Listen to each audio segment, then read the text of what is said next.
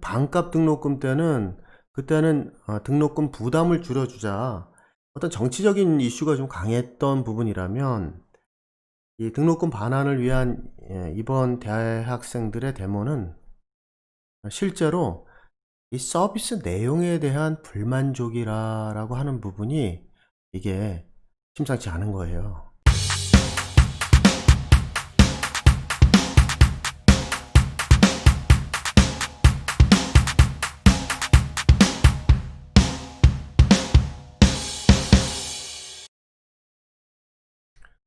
안녕하세요. 교육전사 김 교수입니다. 이번 시간은 지금 이슈가 되고 있는 코로나 그리고 교육, 이 두 개가 참 어떻게 이 코로나 시대에 교육이 어떻게 변화할 것인가, 이 주제를 이제 다뤄보고자 해요. 제가 이 코로나 교육 이 영상에서 최초로 밝힐 그런 개념도 있습니다. 끝까지 잘 한번 들어주시면 감사하겠습니다.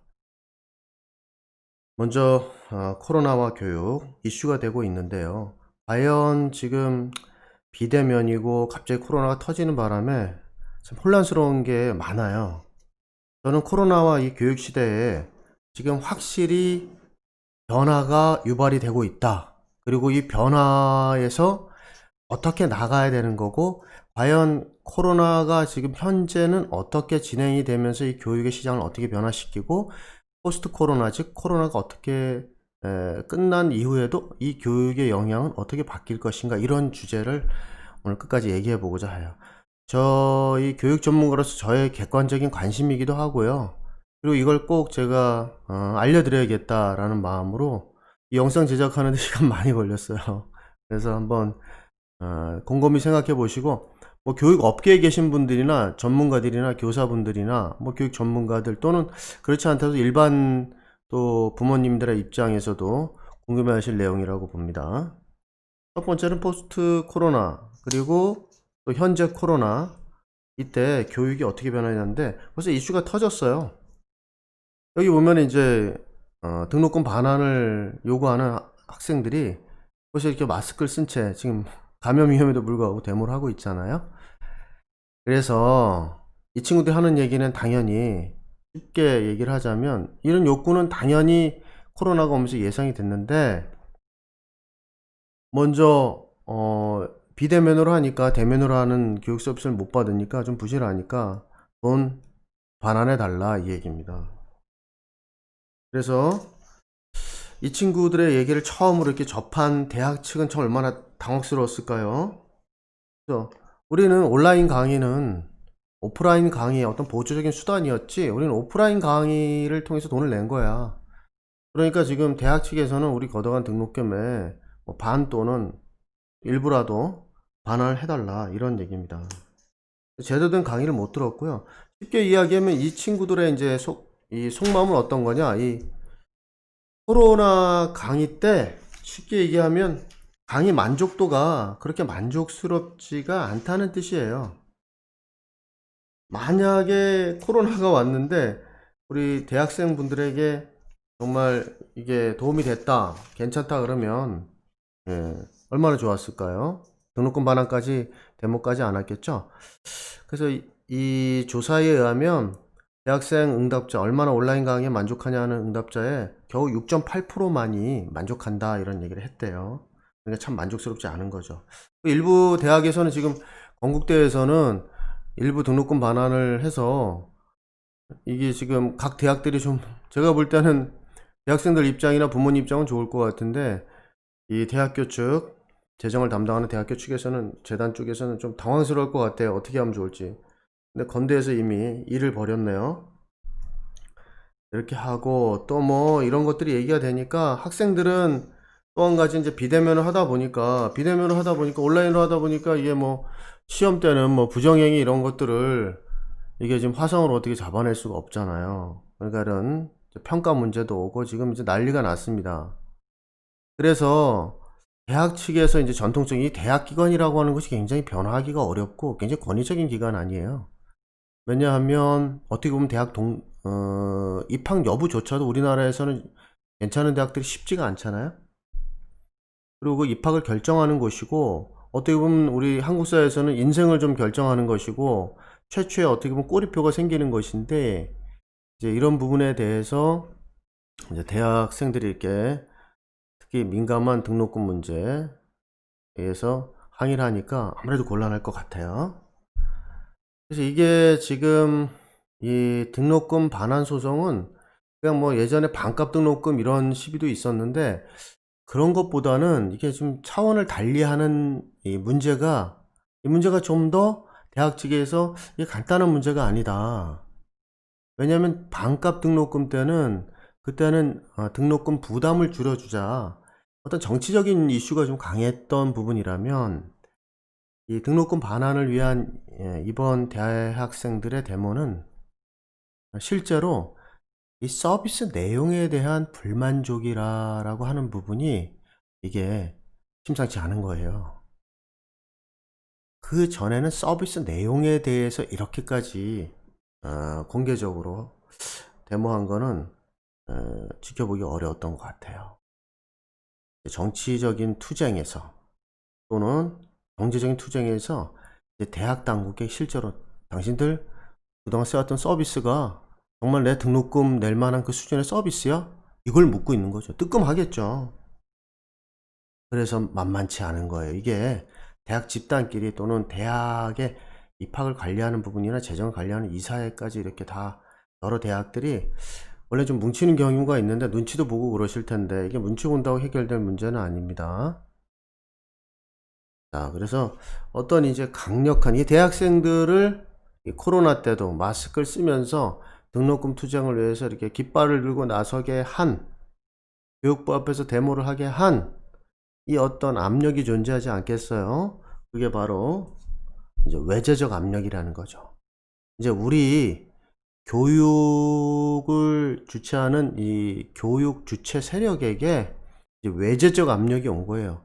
그동안은 내재적 압력이 있었어요. 뭐 내적 압력이라는 건 어떤 거냐면, 뭐 대학 강사가 대학의 권위에 대해나, 그다음에 정교수 임용 과정이라든가 교수 임용 과정에 또 뭐 자살도 한 소동이 있었고, 또 그걸 또 법을 또 외부적으로 바꿔봤는데 또 대학이 변화하지 않고, 또 자체적으로 학생들이 뭐 여기 좀 언급하기도 심각한 문제지긴 하지만 뭐 성추행 문제도 있었고, 뭐 이런 내부적인 인권 문제에 대해서 또는 교수의 어떤 강의 평가 내용에 대해서도 많이 얘기를 했는데도 불구하고, 내재적 압력에는 꿈쩍을 하지 않던 이 대학 교육기관 또는 교육부 이런 기관들이 이제는 외재적 압력에 의해서 본의 아니게 교육 개혁을 할 수밖에 없는 상황에 와 있다라는 것을 상징적으로 보여준 방금 데모 장면입니다.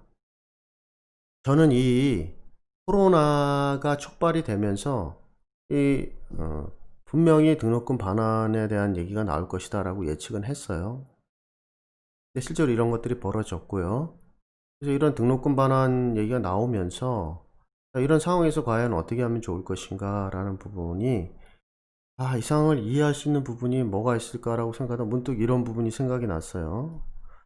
지금 코로나가 오고 이 꿈쩍도 않던 이 교육의 큰, 우리 뭐 초중고 교육, 우리 부모님들, 청년들의 대학 교육기관 이런 것들을 관장하는 큰 거대 보육 권력이 이제 변화하기 시작하고 압박을 받게 된 거죠. 문득 이 장면이 떠올랐어요. 바로 공룡이 어떻게 멸종했을까? 라는 부분이 떠올리기 시작했어요. 물론 이제 공룡 멸종설에 대해서는 뭐 여러 학설이 있더라고요. 뭐 화산설도 있고 운석 충돌설도 있는데, 학계에서 검증받은 건 일부 오류에도 불구하고 이 운석 충돌설이 가장 유력하더군요. 뭐 이리듐이라는 게 있는데 그게 원래는 지구에서 발견이 안 된대요. 근데 해외 우주권에서 행성이 이렇게 운송을 했을 때 왔다는 그런 금속 원소라는 설이 가장 유력해서 운석 충돌설을 유지하고 있는데, 저는 이 공룡이 멸종한 이유가 바로 외부에서 온 운석의 충돌에 의한 환경 변화로 인해 말미암았듯이 이 거대한 공룡, 당시 지구를 지배하고 예, 중생대 때 그 많던 생물을 잡아먹고 거대한 이 먹이사슬의 최고 집단에 있던 이 거대한 공룡이 이제 운석이라는 외부에서 날아온 물질에 의해서 거대한 충돌에 의해서 기후변화라든가 환경변화로 인해서 멸종했듯이, 예, 저는 이거는 뭐 어디까지나 과학적인 가설에 의해서 얘기해 드리는 거예요. 또 진짜 이게 또 그런 거냐고 검증 들어오면은 저는 이쪽 분야 전문가가 아니기 때문에 예, 그래서 예를 들어 드린 겁니다. 그래서 지금 제가 볼 때는 이 거대 공룡이 바로 교육, 그동안에 우리 교육을 주름 잡고 있던 거대한 교육 권력들, 즉 교육부, 대학교 교수, 또 각 교육청의 교육행정 관리들, 그 다음에 대학의 재정을 결정하는 이사회, 이런 재단 이사회 등이 거대한 외부에 의한 이 교육개혁에, 외제적 교육에 노출이 돼 있다. 그래서 공룡이 그 당시에 뭐 운석이 충돌돼서 이걸 어떻게 가볍게 볼 수도 있었겠죠. 뭐 피해서 도망가거나 아니면 딴 지역에, 뭐 나 운석 떨어진 지역이 아니고, 예, 이건 뭐 멕시코나 어디 중남미 쪽에 떨어졌다고 지금 하는 게 학설에서 이제 나오고 있는데요. 그래서 그런 것들이 아니라면 이게 뭐 아시아에 있는 공룡이나 이런 거 다 긴장하지 않았겠죠. 난 멀리 떨어져 있으니까. 근데 결국은 모든 공룡은 뭐 중남미에 있던 공룡이든 아시아에 있던 공룡이든 다 전부 다 전멸을 하게 됐으니까요. 이건 굳이 그냥 코로나가 와가지고 그냥 대면 서비스로 뭐 어려우니까 이게 지금 뭐 줌이나 화상 이런 소프트웨어라든가 이런 걸 통해서 일단은 뭐 넘어가지 뭐, 서비스에 대해서 이렇게 하고 넘어갈 수, 그냥 아무 일 없듯이 코로나가 끝난 다음에 전과 같이 똑같이 그냥 대학에서 교육하듯이 이렇게는 못할 거라는 얘기예요.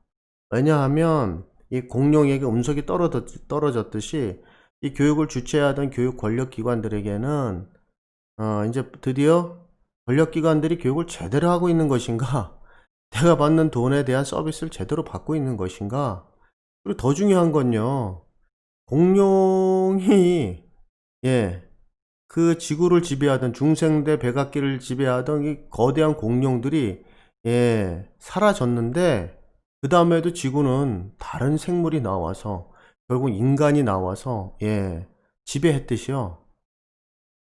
미안하지만 가장 중요한 이 교육에서 시사점은 사실은, 예, 대면으로 꼭 교육을 가서 받지 않더라도 온라인으로도 최소한의 내가 받은 교육 서비스는 가능하더라.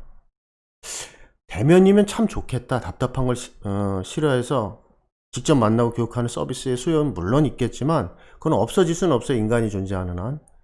그런데 꼭 그래야만 하는 것은 아니다. 100%. 이게 중요한 얘기예요. 그러니까 기존에 있던 교육 서비스가 반드시 모두에게 존재해야 되진 않더라고요. 그전에는 꼭 오프라인이 꼭 100% 있어야 되고 온라인은 그냥 오프라인 교육의 어떤 보조적인 일부 수단이었는데 이것이 대등한 위치로 간다든가 이제 뭐 이런 걸 블렌디드 러닝이라고 해요. 온라인 오프라인이 섞어서 이제 같이 간다는 개념을, 이제 블렌디드 꼭 러닝이어야 되는 건 아닌데 뭐 블렌디드 러닝으로 가거나 같이 가거나 아니면 오프라인은 뭐 7, 80% 유지되고 온라인이 한 20, 30% 되거나, 또는 이제 온라인이 한 7, 80% 되면서 어떤 곳은 또는 100% 이상 되면서 오프라인을 대체하지 않을까, 여러 이제 설들이 왔다 갔다 하는 거죠. 하지만 중요한 시사점은, 이 코로나가 교육에 주는 중요한 시사점은 바로 무엇이냐 하면 기존 교육의 오프라인 교육이 또는 교수들로 받았던 고급 교육이 꼭 필요한 것은 아니다 라는 이 주체들의 교육 서비스를 받는, 예, 객체들이죠. 주체가 아니라 객체들의 자각이 싹 더 타는 거예요. 그러면 이 교육 주체들, 예, 교육 주체들이 누구죠? 바로 서비스를 제공하는 대학 교육기관, 그걸 수행하는 교수 층, 뭐 대표적인 이제 고등교육기관이니까 이렇게 얘기를 해드리는 거예요. 그걸 받는 사람들은 누구죠? 학생, 학부모죠. 자, 그래서 이건 좀 전에 뭐 객체라고 소개를 했는데, 사실은 이 객체가 코로나가 터지면서 이 객체 위치가 주체하고 이제는 대등하게 맞설 수 있는 위치. 조금 전에 봤던 그런 대학생들의 데모에서 상징하는 거예요. 이런 교육 주체들 간에 이제 교육 주체들의 저항이 시작이 된 거죠. 객체가 주체화되고요. 그래서 대학생이나 부모들이, 이게 상징적인 게 등록금이죠. 저항을 하기 시작한 거예요. 그동안 내가 받았던 교육의 기관의 어떤 내용이라든가 서비스에 대해서 이게 과연 맞는 것인가 라는 부분이 이렇게 동시에 의문이 되고요. 서비스를 받는 부분에 대해서 저항이 시작이 된 거죠.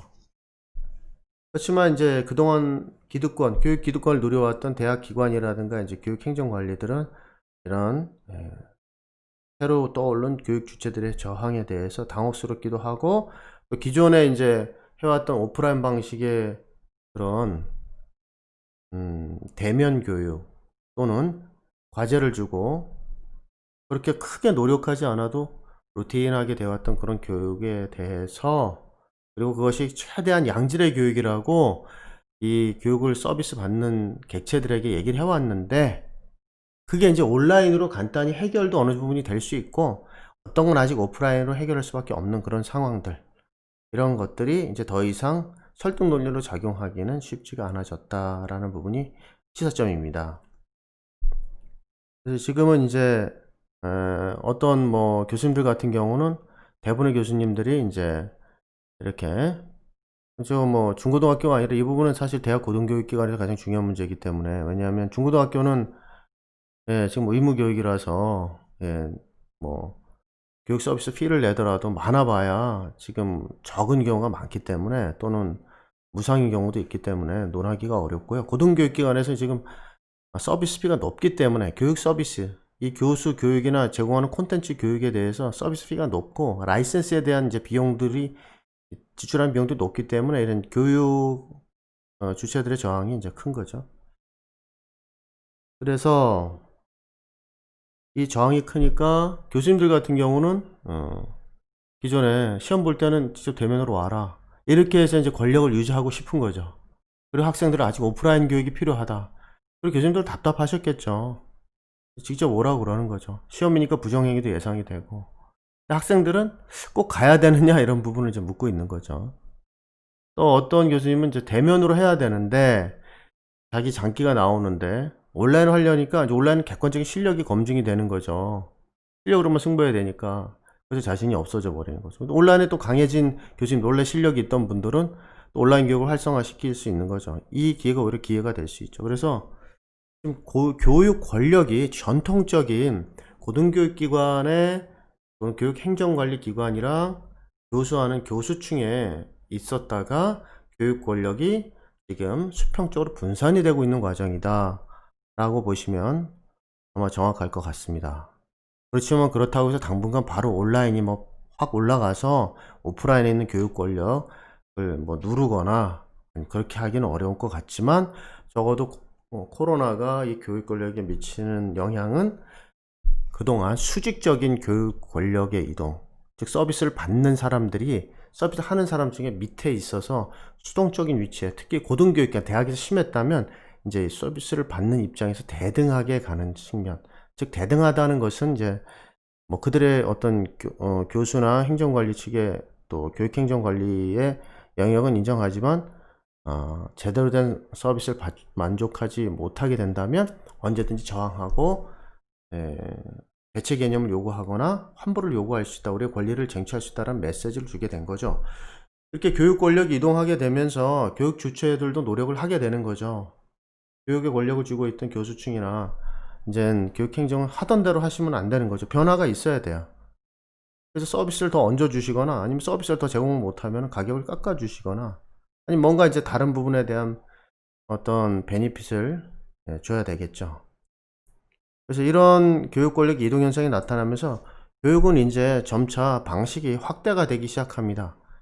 가장 좋은 건 이게 도제식 교육이라 그래서 지금 사실 대학 교육기관이 근본적으로 변화는 많이 하고 있는데요. 뭐 인터넷 정보 기술의 확대로 많이 수평화되고 세계화됐다고 하지만 현재 우리나라는 사실은 어떻게 보면 교수와 학생의 관계가 이 도제식 관계, 즉 뭐 공예 장인이 자기 자식이나 또는 제자를 키우는 그런 뭐 20년 30년씩 막 자기 공예 기술을 연구하면서 자기 절대적인 권위에 복종하게 해서 뭐 그들을 테스트하고 시험하면서 자질을 시험하면서 절대적인 어떤 장인의 마스터 장인의 의존하는 그런 교육 방식, 즉 도제적 방식을 대부분 쓰고 있거든요. 수평으로 하시는 분들은 뭐 유학 갔다 오신 분들이 가끔 그렇긴 한데 이 근본 틀에서 벗어나질 못했어요. 뭐 교수의 권위가, 권위 자체가 지적 권위하고 그 다음에 교육에서 차지하는 권력 자체의 권위가 제일 크니까요.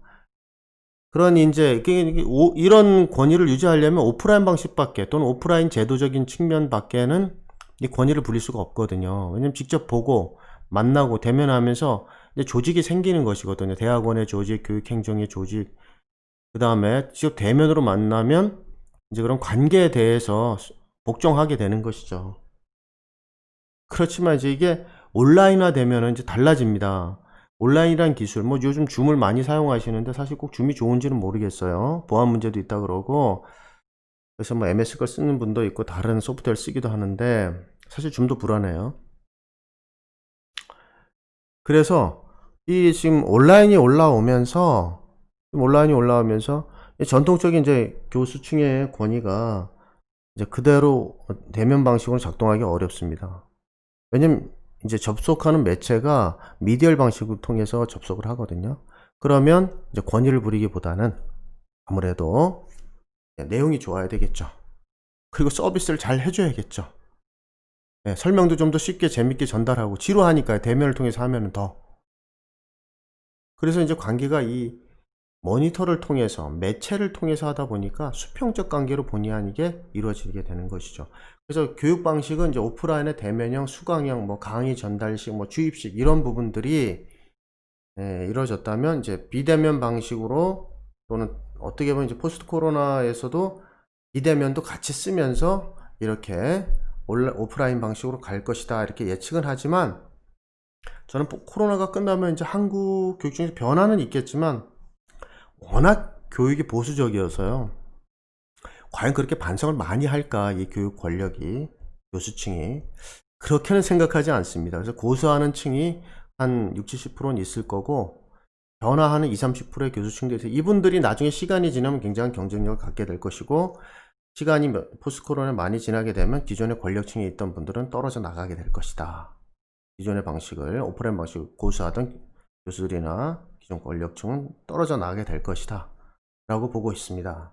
그래서 결국은 중요한 이 코로나 시대에 이 교육, 즉 이 얼굴을 직접 면대면으로 접하는 것이 아니라 오프라인으로 접하는 이 방식이 교육의 지금 교수층에 준 가장 강력한 방식은 진짜와 가짜를 구별하게 되는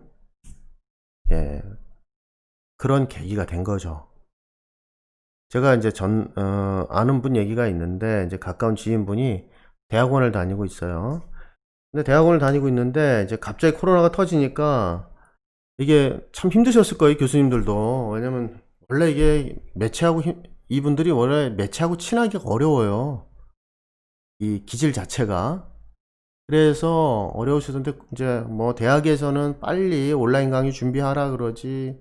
또 온라인 강의 준비하니까 이게 온라인 강의 막 10시간씩 준비하면 겨우 1시간 얘기할 수 있거나 이래요. 이게 또 준비하는데 힘들잖아요. 오프라인은 그냥 책 읽으면서 갖고 있는 지식 전달하면 되는데 그러다 보니까 이제 어떤 교수님들은 준비를 그래도 열심히 해가지고 강의를 또 온라인으로 열심히 소프트웨어 모르는 것도 보면서 이렇게 강의 열심히 한 교수님도 있고 어떤 분은 자기가 출연한 프로그램 그거 그냥 따가지고 그거 보라고 한 분도 있는데 그래서 이제 이 학생들 불만이 많다고 해요. 그럼 내가 뭐 출연한 프로는 방송 보지 내가 왜 이게 지금 방송 프로그램 보는 비용을 그것도 무료로 보는데 거기는 내가 왜 돈 내고 그걸 뭐 600만 700만 원씩 내서 이걸 봐야 되나. 그러니까 진짜 학생들을 생각하고 정말 실력 있는 교수들 어떤 분들은 이제 오프라인 때는 별로 그렇게 인기가 없었답니다. 왜냐면 이분은 그렇게 사적인 관계를 친하게 맺지를 못해요. 커뮤니케이션이 좀 약해요. 그런데 이 온라인 방식의 강의라니까 그런 내용들은 굉장히 자기한테 잘 맞고 또 강의를 잘하세요. 이제 강의를 잘하는, 진짜 잘하거나 이런 분들을 학생들이 좋아하게 되는 거죠. 그래서 이분은 인기가 올라갔어요. 그래서 이제 가짜들은 살아남기가 더 이상 힘듭니다. 이 가짜들의 생존 방식은 어떠냐면, 이 가짜 교수들은 주로 네트워크에 의존하거든요. 총장에게 잘 보인다든가 아니면 주위에 같은 학교 출신들이나 이렇게 네트워크를 만든다든가 아니면 유학에 관련된 네트워크를 만든다든가 스승과 네트워크를 만들든가 제자와 네트워크를 만들어서 이렇게 살아가는 방식인데, 실력인들에 크게 상관은 없죠. 그러니까 이제 진짜와 가짜가 드디어 판별되기 시작한 겁니다. 그래서 이 코로나 시대의 교육 1부는 여기까지를 하고요. 제가 2부에서 이제 좀 다른 얘기를 하려고 해요. 2부에서는 제가 처음으로 여기서 제안하는 개념들이나 서비스가 있어요. 이거 한번 들어보시고 생각해 보시면 좋을 것 같아요. 그러면 2부에서는 어떤 교육 서비스가 등장할까요? 이게 핵심인데 한번 1부 들으시고 그 사이에 한번 고민 한번 해보시고 생각 한번 해보시겠습니까?